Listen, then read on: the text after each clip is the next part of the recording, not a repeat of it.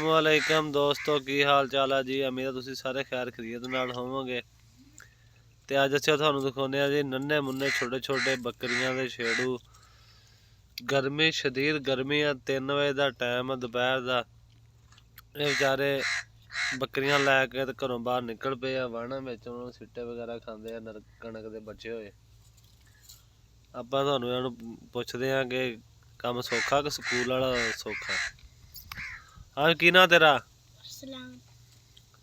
तेरा ना? तेरा ते किवें काम सौखा? हाँ उच्ची बोलिया करो। स्कूल सौखा के सौखा? स्कूल औखा?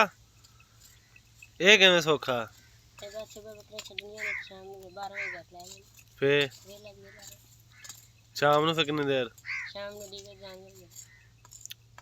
ते जे स्कूले पढ़न वाले बंदे उत्थे कोई नौकरी लग जाओ, साफ सुथरे काम करो, वो सौखा के ये सौखा? मैनूं सही दस। लो जी भाई ने कहानी मुका दी कि स्कूल जाना जेड़ा वो तो अजाब आ, ते बकरियां चलाउणियां बड़ा ही सौखा काम आ। तू दस तेरा कि मिनट आ? बकरियां चलाना सौखियां वा? ये किवें सौखियां मैनूं दस।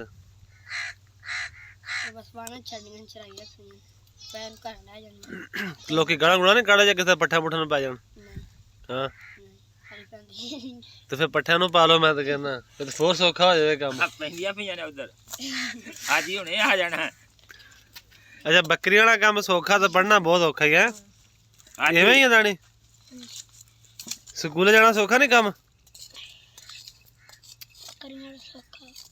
लो जी ये तिन्ने फेल ने। ये तिन्ने ही फेल हो गए जी। ये तो इको ही गल ते अड़ी है कि असल च स्कूले कोई 4 दिन गए लित्र पे उन्हें मास्टरां कोलों।